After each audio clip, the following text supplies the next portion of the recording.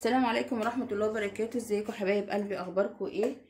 اتمنى تكونوا في خير وهنا وسعادة يا رب. النهاردة ان شاء الله هنعمل مع بعض طريقة الحواوشي الاسكندراني بالعجينة بتاعته خطوة بخطوة. هنعملها مع بعضينا، هتطلعي احلى عجينة، انضف واحلى من بتاع المحلات او الشوارع.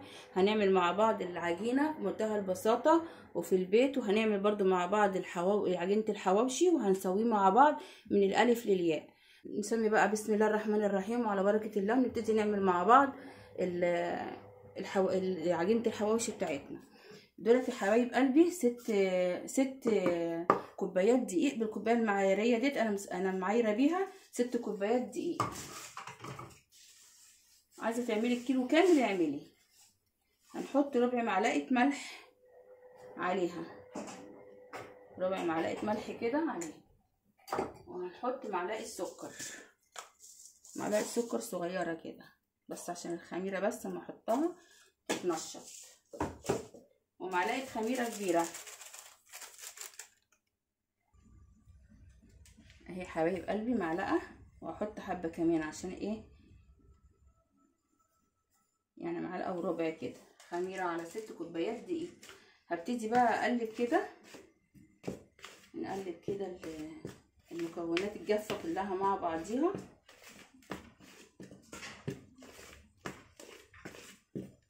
وهنا عندي ميه في الكتل دافيه زي دمعه العين كده، عشان احنا طبعا في الشتاء وعايزه الخميره بتاعتي تنشط بسرعه، فانا هحط لها ميه بتغلي. هحط لها ميه دافيه مدفياها زي دمعه العين كده، وهحط حبه بحبه كده، ايدها تعجن وايدها تنزل بالميه حبه بحبه كده. يا رب يكون واضح قدامكم طريقه العجن. انا عايزاها يا جماعه عجينه لينه، مش عايزاها عجينه يابسه ولا طريه قوي برضو، يعني بين البنين بتلزق في ايدي كده. بسم الله الرحمن الرحيم. اللهم صل وسلم وبارك عليك يا رسول الله. صلوا على النبي يا جماعه في التعليقات، البخيل اللي بيسمع اسم النبي وما بيصليش عليه. حط حبه ميه بحبه ميه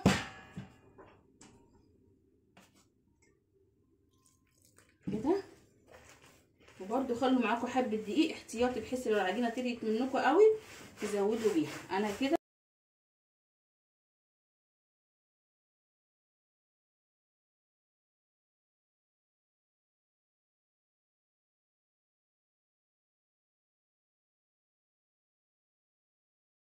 هسيبها تخمر، هغطيها واسيبها تخمر، وهنحضر مع بعض عجينه الحواوشي على ما العجينه بتاعتي تخمر. دلوقتي يا حبايب قلبي هنبتدي نعمل الخلطه بتاعه الحواوشي. دول قرنين فلفل احمر على قرن اخضر على 4 فصوص توم على بصلايه، هحطهم كده في قلب الكبه. هبتدي احط عليها معلقه فلفل اسمر،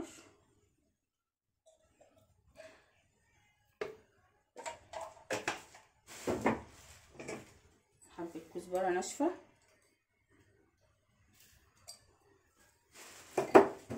ربع معلقه بابريكا. مش هتكتروش البابريكا عشان ما تبقاش اللحمه حمراء، انا اصلا كده كده جايباها لحمه حواوشي، مش جايبه لحمه صافيه، يعني جايباها من عند الجزار بيعمل الحواوشي. انا طبعا مش هضيف ملح لان هي بتبقى مملحه وكل حاجه، انا بحط دولت اضافات بس كده بسيطه عشان خاطر تدي طعم برضو للحمه.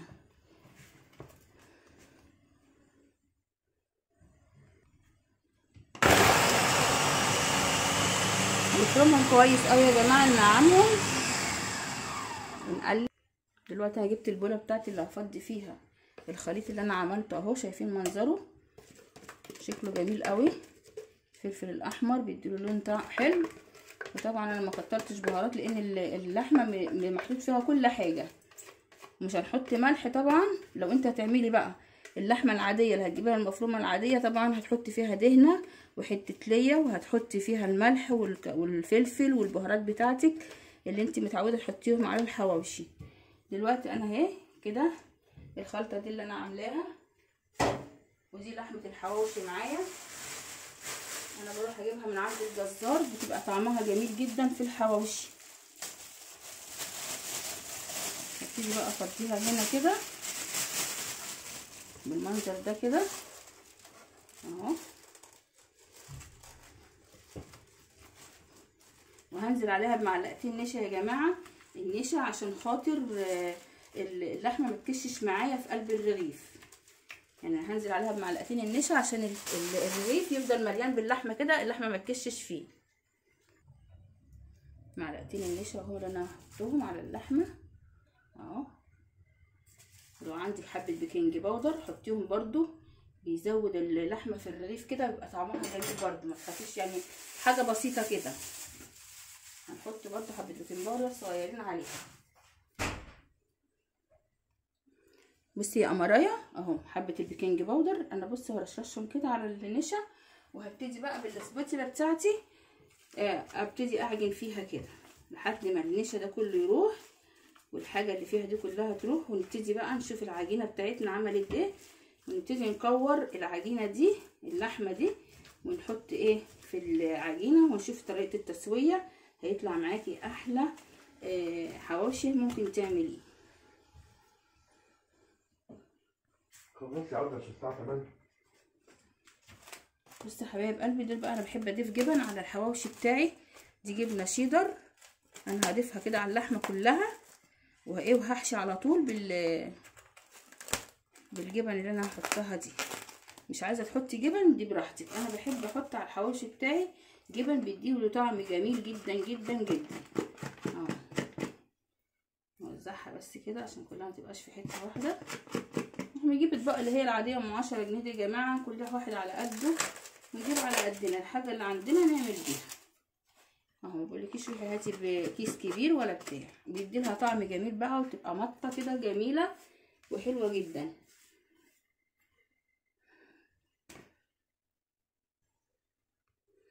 دلوقتي يا حبايب قلبي هبتدي اكور الكور بتاعه اللحمه اللي احنا هنحطها في الرغيف بتاعي بالمنظر ده كده. ادي كوره، هتعملي بقى على قد العيش اللي انت هتعمليه اللي هتسويه، يعني ما تعمليش وتركني عشان بيطري العجينه. هنعمل كده كور اهو، انا هعمل 4 ترغيفه، هعمل 4 كور، والباقي اما اجي اسوي هعمله.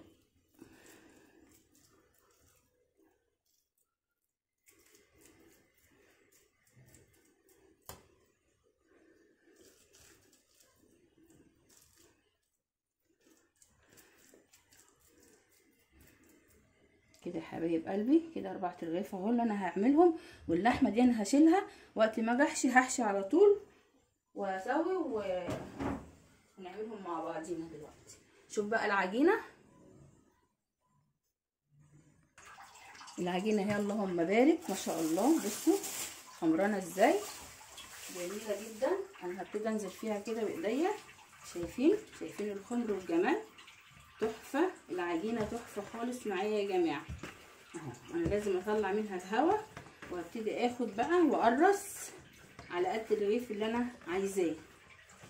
اهو بسم الله الرحمن الرحيم، هعيش ايدي بس زيت.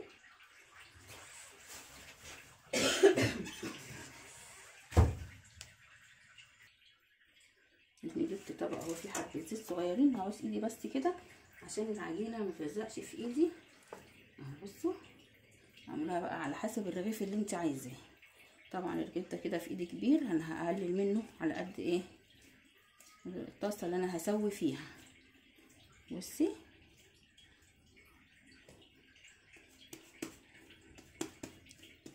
العجينه خمرانه معايا و10 على 10. هقطع على قد ما هسوي، متخليش الرغيف برضو تخين معاكي عشان ما يبقاش ايه تقيل كده وانت بتاكليه، ويبقى كله من جوه يعني معجن. لا احنا هنخليه ايه وسط كده. انا ممكن اصغر دي برضو شويه، شايفينها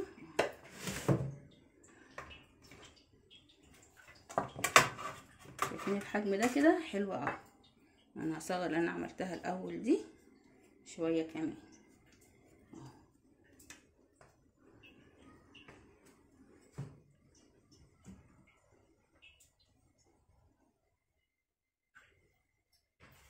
خلي ايدك ميزان كده، طلعي كل العجينه كلها قد بعضيها.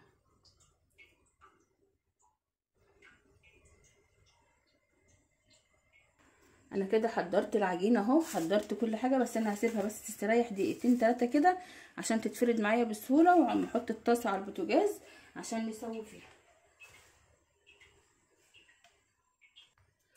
يلا حبايب قلبي على بركه الله نبتدي بقى نفرد الحواوشي بتاعنا. بسم الله الرحمن الرحيم. نحط برده نقطه زيت هنا عشان ما تلزقش في الطبق اهو. نجيب الكوره كده نقلبها بالمنظر ده كده، نبتدي نفرد بايدينا كده.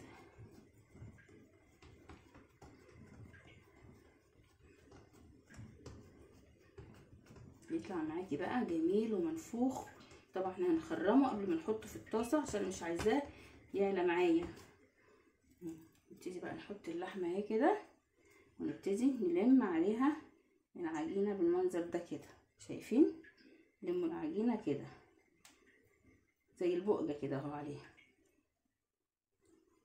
اهم حاجه تتقفل كويس قوي كده عشان ما تفتحش مننا واحنا بنسوي. شايفين؟ بالمنظر ده كده.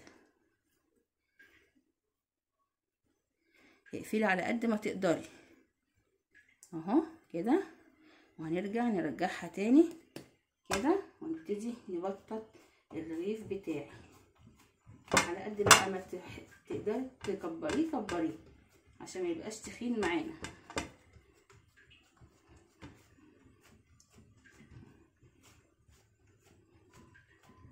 شايفين يا حبايبي الجمال؟ لسه بقى اما نسوي. انا حاطه الطاسه على النار بتسخن، وبطاطي الحروف بتاعته كده عشان ما تبقاش تخينه معاكي، والقلب برضو. وهنجيب شوكه وايه نبتدي نخرم العجينه بتاعتنا.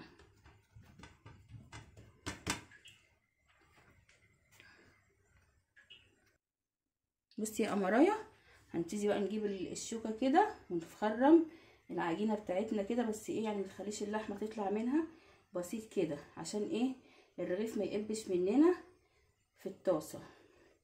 دلوقتي انا هروح ادهن الطاسه وهنقل معاكم على البوتاجاز نسوي مع بعض. دلوقتي يا حبايبي انا حاطه الطاسه ومهديه النار على الاخر عليها، وهنزل بالرغيف بتاعي اهو. برضو وانا بحطه في الطاسه افرده تاني كده، طبعا عارفين عشان هو اتلم معايا وانا بشيله من على الطبق. شايفين الجمال؟ طبعا هنغطيه وتبقى النار هاديه عليه. نعمل بقى غيره. تعالوا بقى نقلب الرغيف مع بعض. انا مهديه عليه النار على قد ما اقدر. شايفين؟ بسم الله. شايفين الجمال؟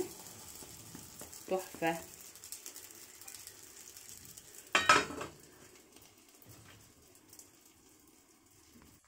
دلوقتي انا حطيت طاسه تانية عشان اسعف مع نفسي الحق اسوي بسرعه. بصوا يا جماعه، نزلوا الرغيف كده اهو. بصوا ينزل معاكي في منتهى السهوله، وبرده انا مخرماه عشان ايه ينجز معايا والحق اخلص الكميه كلها مع بعضيها اهو. وهنغطي برده عليه، لازم يتغطى عشان الرغيف يقب.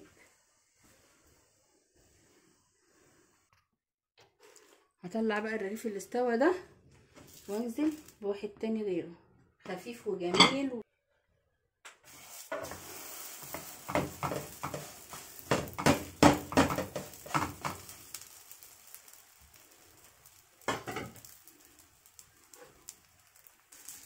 شايفين العظمه يا جماعه؟ شايفين العظمه؟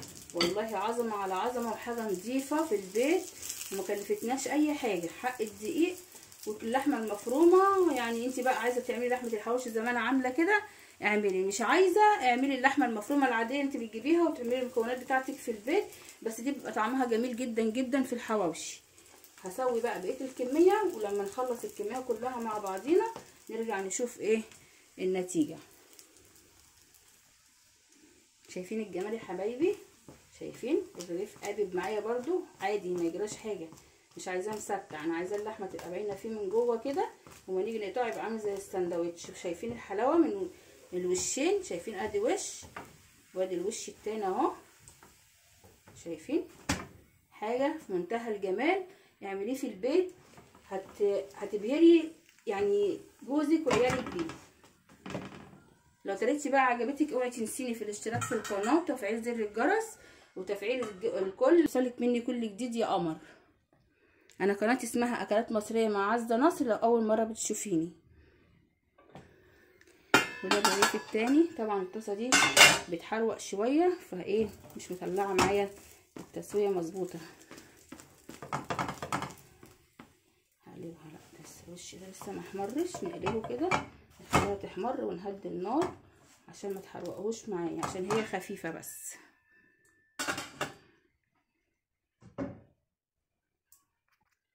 وكده انا سويت 3 اهوت والرابع على النار.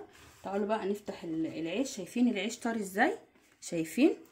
بس هو سخن ومولع. انا بقى هقطعه معاكم ونشوف التسويه من جوه عامله ازاي. بسم الله الرحمن الرحيم. حاجه تحفه. شايفين يا حبايب قلبي؟ شايفين العيش من جوه والحواوشي مستوي اهو. جربيه بقى يا حبيبه قلبي مش هتندمي. حاجه روعه وحاجه بيتي وجميله.